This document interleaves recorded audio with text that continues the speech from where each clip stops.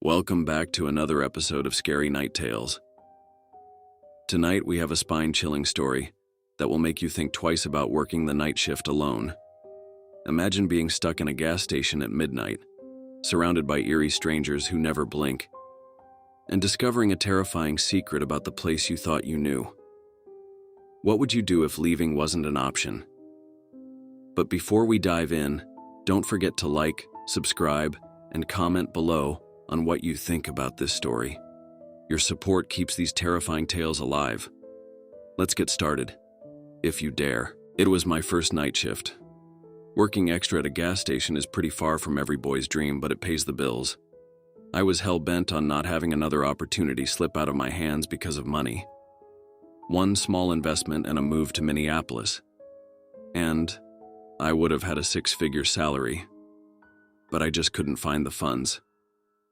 So there I was, stocking the shelves at a gas station. Money is money, and there's plenty of future to go around, I figured. I'd worked a few day shifts before, so I knew the place well enough. However, I'd never been left alone for the night shift before. This was the first time I'd be completely unsupervised. Jada, my supervisor, was about to take off for the night. She kept repeating the same instructions over and over. Then again, this place had huge turnover. Maybe she honestly forgot I wasn't that new. "No phones," she urged. "If you got a slow night, make yourself useful." Nod and smile. I decided to get the worst tasks out of the way early. Cleaning the bathroom, restocking the freezers, taking out the trash, checking the receipt rolls, watering the plants. Took me about an hour. It wasn't even midnight yet, and I was pretty much done for the night. I considered mopping the floor, but I figured I could save that for later. I'd been useful enough. I was on my fourth game of teamfight tactics when I realized I'd forgotten my name tag. No big deal, really, but figured I might as well fetch it. The manager's office was usually locked, but tonight I had the keys to it. I opened the door and started going through the drawers. Didn't take long to find the name tags. There was an entire box of them. At first I thought they were all blanks, but as I started going through them, I realized they were all previous employees. Sure, this place had high turnover, but this? We were talking 100 people easy. This was ridiculous. I admit, this is where I started asking myself some questions. During the day shift, there was always someone new, someone being trained or interviewed. I had only been there for about a week, and I was already feeling like a veteran. The only people who seemed to be regulars were the managers, Jada, Kennedy, and Alicia. They seemed decent enough. So why were so many people quitting? As I got back behind the register, I realized there was a customer outside, literally just outside the door. I waved at them. There was something off. They were just standing there, but they were so close that the automated doors should have opened. And yet, the door remained closed. It was a man. Late 30s, scraggly beard, rough red shirt, bit of a chunky look with sunken bloodshot eyes and a natural frown. He just stared at me. I waved at him again, but I got no response. "Can I help you?" I called out. Nothing. Not a blink. I pulled out a chair and sat down. The man stayed outside, looking in. I tried not to think about it, but it was bothering me. I couldn't see his car anywhere on the cameras, and he didn't seem to want anything. I couldn't tell if he was on drugs or just being weird. I gave him a few minutes, but he just stood there. Finally, I got up from my chair. "Sir, I'm going to have to ask you to leave." He didn't seem to listen. He was a bit shorter than me, but he had a good 50 pounds on me. He'd be trouble in a brawl. "I don't want to call the police," I said. "Can I help you, sir?" I pulled out my phone and held it up for him to see. I dialed the number and held it up for him to see, but still, nothing. Then, my phone rang. Unknown caller. It was just past midnight. Without letting the unnerving man out of my sight, I took the call. "Yeah," I answered. Please don't hang up, a voice on the other end said. You're in danger, and I can help. I was getting nervous. I wandered back and forth, watching those bloodshot eyes follow me. Who is this? I asked. I'm Angie, the voice responded. I used to work there. Same shift, same managers. I wanted to warn you. I'd seen an Angie tag in the box earlier, maybe even several. She sounded young and nervous as all hell. In a few hours, something terrible is going to happen, she continued. And if you're not out by then, you might as well be dead. What are you talking about? Look outside. I'd been looking outside this entire time, but I'd been entirely focused on this one man outside the front door. From across the road, I could see more people, about a dozen lumbering out of the woods. I need you to leave, she said. Just walk out. Nothing will happen if you just walk away. Nothing will come for you. Who are these people? What's gonna happen? I don't know what. Look, she interrupted. It is perfectly simple. Just walk out the door. Something in me screamed for me not to do it, that I shouldn't step outside and walk past these people. They felt malicious, and I couldn't put my finger on why. Still, I stepped up to the door.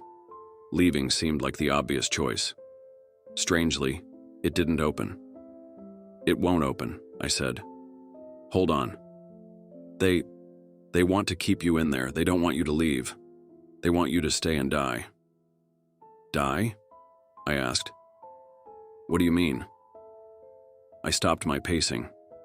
Something was wrong. Was I locked in? Tell me exactly what is about to happen, I demanded. Something is in there with you, Angie sighed. It could be 5 minutes, it could be a few hours, but that thing in there is coming for you. And what thing are we talking about? The man with the bloodshot eyes had two people joining him. A young man with a grotesque overbite and a young woman who could easily be mistaken for a child. All of them stared at me with the same broken eyes and rough clothes. They stopped, inches short of the front door. It doesn't have a name, Angie said, but it'll leave you empty. It'll leave you like the people out front. But if I leave, I'll be okay? Yes, that's what I'm telling you. Hold on. I'll check the back. I hurried out back to the employee entrance. I pressed down the cold handle, and the door swung open. Outside were another group of 4 people. 2 young men, an older woman, and a girl no more than 16 years old. They all stared at me. I couldn't tell if they were drawn to me or the store. I stopped short of stepping through the door. Why do they come here? I asked Angie. They serve their master. They want the spoils. What spoils? What? I thought about it. She was talking about me. Right, I said, nodding to myself. I see. Are you at the back door? Are you there yet? Yeah, I'm here. Just walk out, she whispered. It's not too late. I was just about to walk out when a thought hit me. Why would they lock the front door but not the back? That didn't make any sense. If the purpose was to keep me here, they could easily barricade the back as well. Something didn't add up. The door is open, I said. Great, you can still make it. Why wouldn't they lock the back door, Angie? She hesitated, and there was a brief pause. If they're locking me in here to hurt me, why wouldn't they lock the back door? I repeated. I don't know, she said. But you have to trust me. They gave me the keys, Angie. They go everywhere. I can lock and unlock this door 100 times. What's going on? They don't usually do that. I closed the door and stepped back. 4 less pairs of eyes staring at me. Look, said Angie. I was the last person to leave. They fucked up. I found a spare key and got out before it was too late. Maybe they figured I'd warn you. Maybe they're trying to trick you. Sure, yeah, I chuckled. Convenient. I'm trying to help you, she cried out. Those things out there are to discourage you from going outside. They're harmless, but they're there to scare you. Can't you see it is all just a way for them to keep you in there? I got one person screaming at me to go outside and no one telling me to stay. No locked doors, just plenty of fucking creeps staring at me. What am I supposed to believe? Fine, you want more proof? Call the police. Hang up and call them. I ended the call. There were 8 people out front by now, all gathering outside the front door. I couldn't tell if they were trying to get in, or if they were waiting for me to step out. I called the emergency services, only to be met with silence. Not even a dial tone, just a blank nothing. I tried a few more numbers. My mom, my friends. I tried going online, but all I got was cached copies of sites I'd been to before. My background picture had changed to a black screen, but there was something else. Something had started to smell. The freshly stocked frozen goods had suddenly gone bad, and a stench was oozing out of the freezers. Our flowers by the counter had withered and died, all except the sunflowers, which had turned a sickly blue. I wasn't getting through to anyone. Being inside was awful. The single-serving frozen meals were making me gag. I figured I'd go for the landline. As I got in the manager's office, I got another call on my phone. Unknown caller. Looking back and forth between my phone and the landline, I weighed my options. I chose Angie. "How are you getting through?" I asked her. "How do you know my number?" "I still got the email password. I just checked your application." "But how come your number works? Everything else is down."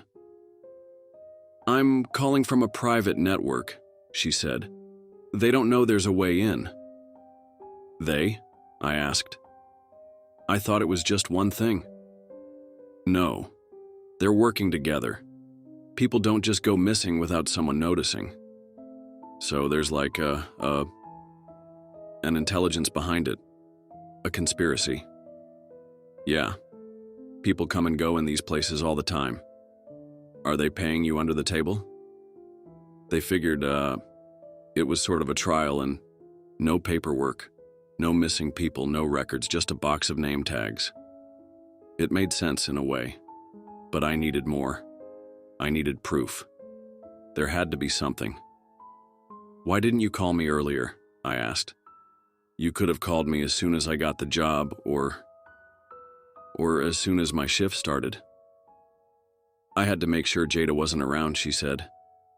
"She would have tried to trick you. I'm not sure you're not trying to trick me." "Why would I spend my time calling you from across the country just to have you fail?" she screamed. "If I was part of this, I would have just let you sit there with your goddamn teamfight tactics and die." She went quiet. So did I. I counted my breaths as I looked outside. There were more of them now. "How did you know what I was playing?" I asked. She didn't respond. The silence hung in the air. "I'm asking you, how did you know what I was playing?" She was just as quiet as the man with the bloodshot eyes, still waiting for me outside the door. "You're watching. You knew I was alone. You knew I was getting antsy about the guy showing up outside." "Yeah," she sighed. "You tried to get me out as soon as he showed up. You tried to trick me before there were too many of them to scare me off. That's not..." She sighed. I could hear heavy breathing. As I paced back and forth, I was getting ready to hang up. This was a trick. She was the one tricking me. Clearly. Trying to get me outside. To join those things. "I know this looks bad," she said. "I know. I'm sorry. I'm honestly just trying to help you." This time I was the one keeping quiet. I walked up to the door, studying the people outside. Blank stares, following my every move. I felt like a snake charmer, like they could snap out of it and tear me apart in the blink of an eye. As I said, I have the passwords for everything. I'm the only one who knows them. I just wanted to give you the best shot at getting out of there. I hoped they wouldn't come tonight, but as soon as they did, I had to do something. You're not being honest with me. I'm not lying, I'm just having a hard time explaining it. There's a lot of shit about this that all sounds completely insane. I don't want to throw you off the deep end. Give it to me straight, I demanded. Tell me what the fuck is coming for me. It's not a thing. Like, not real. It's there, but it's just... I don't know how to explain it, it just steps through. Steps through what? The world. The air. A ripple in time or something. It just steps in and it's there. And then? Then it shoves some kind of mouth spike into your head and gargles up something inside. A mouth spike? What the hell are you... Yes, a spike, and no, I mean... It goes into your mouth. It doesn't have a mouth of its own, it just goes into you and... gone. Game over. I didn't know what to think. My mind was a jumbled mess, and I felt my pulse rising and falling. There were over 18 people outside in various states of disarray, all of them just staring at me. If I just stepped outside, I'd know for sure. What does it look like? Does it... The lights flickered. There was a loud hum, a buzz, and then an electric failure. One of the fluorescent lights burned out while the others just slowly dimmed to nothing. This was real. It was make or break by this point. Something was happening. The lights went out. I whispered, "Is this..." "Now!" Angie screamed. "Get out! Now!" I ran. I tripped and tumbled my way into the back room in complete darkness. I almost twisted my ankle as I bumped into the lunch table. I could barely hear my thoughts, and I had to remind myself to breathe. The roof of my mouth ached, as if anticipating a piercing pain. I could feel my head filling with blood and adrenaline as my dry eyes refused to blink. As I put my hand on the back door, I did the mistake of pulling instead of pushing. It took me 3 tries before a thought hit me. I couldn't see the sign on the door because of the darkness. In fact, I couldn't see anything. Nothing. Angie," I wheezed, putting my phone to my ear. "You there? Hurry!" she screamed. "You can make it." "How did you see it?" "The thing was huge, it just... No, how did you see it in complete darkness? You said the lights went out." "It was right there." "I can't even see the sign on the back door. How the hell did you see a spike?" "Look, And to add to that, how the hell do you know what it does with that spike? You've never seen the thing kill. You said you were the last one to work this shift, and the thing sure as hell didn't kill you. You're missing the point. It doesn't add up, Angie. None of this adds up. You couldn't have seen it, and there's no way for you to know how it kills." I stood there in the dark. I heard Angie panting on the other side, matching my breathing. "You're lying to me, Angie. You're not trying to save me." She stopped breathing. For about a minute, it was just quiet. The call ended. A wave washed over me. I was either dead or saved. There was no in between. I was moments from finding out. Every little sound shook me. A breeze just outside. A crackling wire. Ventilation struggling to turn back on. I hadn't even noticed my hand was on the door handle. "You lied to me," I said out loud. You did. I caught you." There was a sound coming from the other side of the door. A shuffling of feet. "Yes," said Angie, from the other side of the door. I must have stood there for an hour until the power came back on. The people outside were gone. Angie was gone. My phone worked just fine, so I called everyone and just cried for help. The police found me locked in the bathroom in a full panic, and I barely even remember being escorted out. Cameras had picked up a mob gathering outside, but that was pretty much it. They couldn't be identified from the back of their heads. Jada and the other managers were called in, and they seemed genuinely surprised. I've since looked it up. 100 people starting and quitting their job in a place like that isn't uncommon. People come and go all the time. The managers honestly didn't know why people disappeared, it seems. Maybe this is just how things work. Or maybe there's more than one Angie out there preying on short-term workers. And the front door? There was no conspiracy there. The thing just jams sometimes, some kind of trouble with the wiring. If I'd messed with it just a bit more, the thing could have kicked wide open. That broken door was the only thing that saved me from joining them that night. I would have walked right out as soon as Angie asked me to. I worked there for another 4 months, but just day shifts and weekends. The night shifts seemed to go off without a hitch, though. Maybe Angie and her friends moved on from an easy meal. I've saved up enough money for my move to Minneapolis, but I'd never forgive myself if I didn't put this into writing. Looking back at it, it feels surreal. There are things out there, things that want us to join them.